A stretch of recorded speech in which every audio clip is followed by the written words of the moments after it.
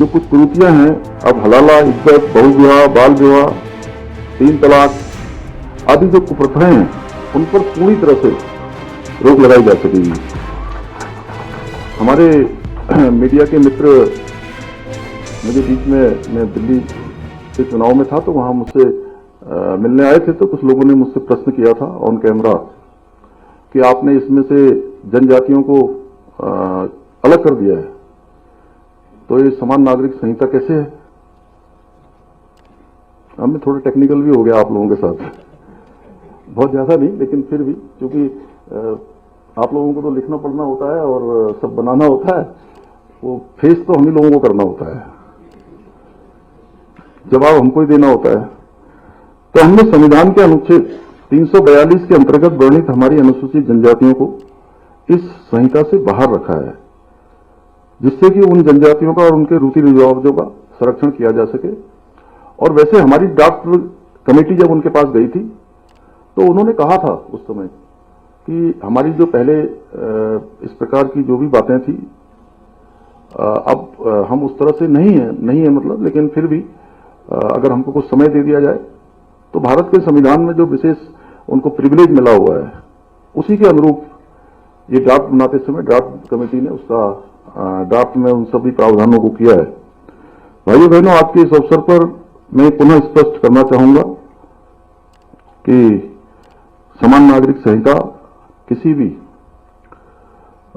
धर्म या पंथ के खिलाफ नहीं है। बार बार ये बात भी आती है कि साहब, क्यों सादाब शम्स जी, बार बार ये बात आती है कि जो है ये किसी को टारगेट किया जा रहा है।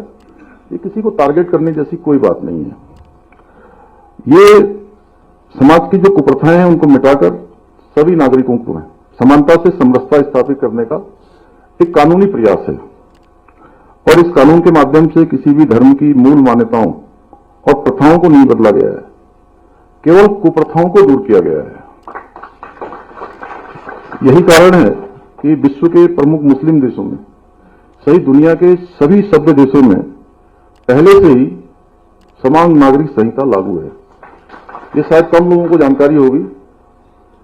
काजमी साहब, आप बहुत बोलते हो हमारी तरफ से टीवी में ना,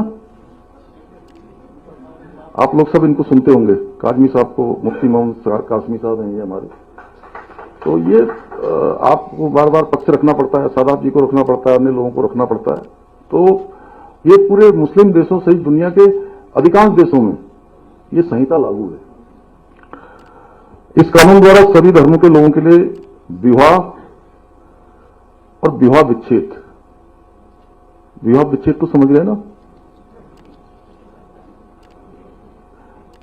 उसको डिफाइन तो नहीं करना है कोई आप लोगों को, भैया बाद में मत कहना, क्योंकि अभी अलग अलग से वो मैं नहीं बता पाऊंगा। मैं इसलिए ऐसे बोल रहा हूं कि आप लोग अपनी वो उसमें रख लीजिए, सब लोग मीडिया में। नहीं तो क्या होता है सौरभ जी, एक बार फिर एक को मतलब एक भी भाई ने लिया तो फिर मुझे जो है 2-3 घंटे जो है इसी में लग जाते हैं। आज क्योंकि कल से राष्ट्रीय खेल भी प्रारंभ हो रहे हैं, तो अभी उसमें भी पूरी रात तक काम करना है, सब लोगों को तैयारी करनी है। विनोद दा, आप लोग तो मेजबान हैं यहाँ के। तो विवाह विच्छेद एवं उत्तराधिकार आदि से संबंधित नियमों का, इन सभी नियमों को समान कर दिया गया है। जैसे सभी धर्म के लोग अपने अपने रीति रिवाज के अनुसार विवाह कर सकते हैं, इसमें कोई परिवर्तन नहीं किया गया है। कोई कह दे कि साहब जो है हम आनंद कारज करते हैं, हमारे मान साहब बैठे कहाँ गए हैं, तो आनंद कारज में कोई बदलाव नहीं, बल्कि आनंद कारज लागू किया है हमने तो इसमें। ये पहले जो है विदेश जाते समय बड़ी परेशानी होती थी। उधम सिंह नगर में बहुत लोग परेशान रहते थे, क्योंकि मैं वहां बचपन से रहा हूं उन सबके बीच में, तो वो सरल कर दिया। कोई अगर निकाह करता है तो निकाह किसी का रोका नहीं गया जी, जैसे पहले करते थे वैसे ही अब भी करेंगे। क्यों मनु जी, यही है ना, जैसे पहले था वैसे ही रहेगा। और जो 7 फेरे लेते हैं, जो पवित्र बंधन, वो भी चलता रहेगा, उसमें कहीं कोई वो नहीं है। और जो मैरिज होती है वो चर्च में होती है, वो भी वैसे ही है, उसमें कोई लेकिन सभी धर्मों में एक चीज ये जरूर की गई है कि सभी धर्मों में विवाह की जो न्यूनतम आयु है, लड़कों के लिए 21 वर्ष और लड़कियों के लिए 18 वर्ष अनिवार्य कर दी गई है। मतलब 18 वर्ष से पहले नहीं कर सकते।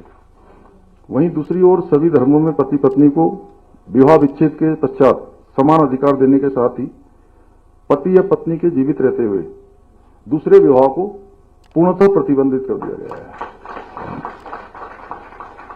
भाइयों बहनों, समान नागरिक संहिता में संपत्ति के बंटवारे और बाल अधिकारों के विषय में भी स्पष्ट कानून बनाए गए हैं।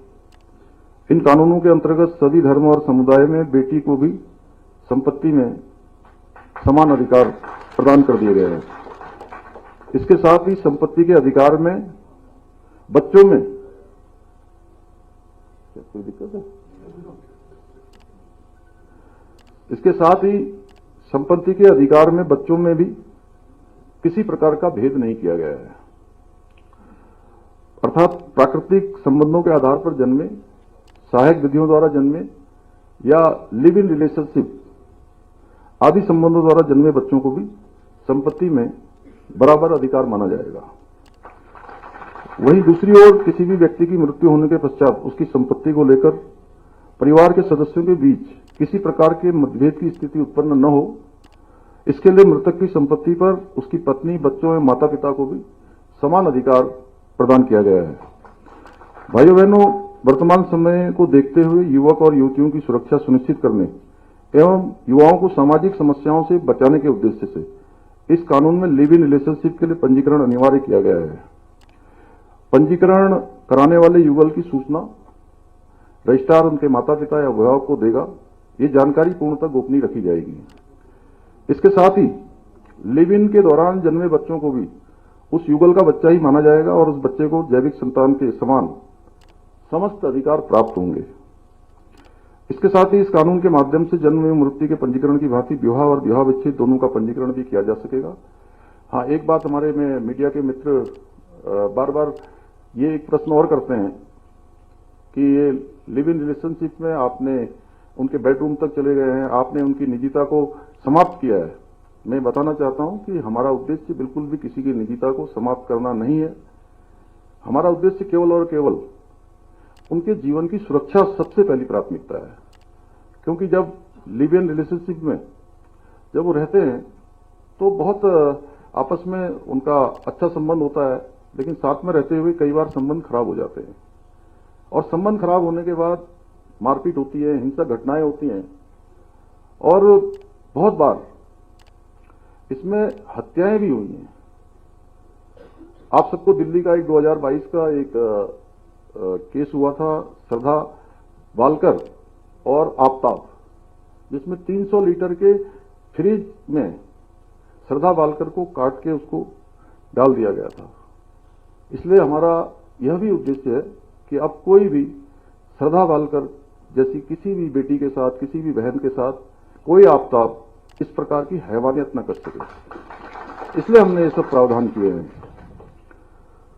और हमारी सरकार के सरलीकरण के मंत्र के अनुरूप ये पंजीकरण एक वेब पोर्टल के माध्यम से भी अब आगे किया जा सकेगा। हमने समान नागरिक संहिता लागू करने के साथ ही इसके क्रियान्वयन हेतु एक प्रभावी एवं स्पष्ट नियमावली को भी लागू किया है और इस नियमावली के माध्यम से ये सुनिश्चित करने का प्रयास किया गया है कि किसी भी नागरिक को अपना रजिस्ट्रेशन करवाने में कोई समस्या ना आए।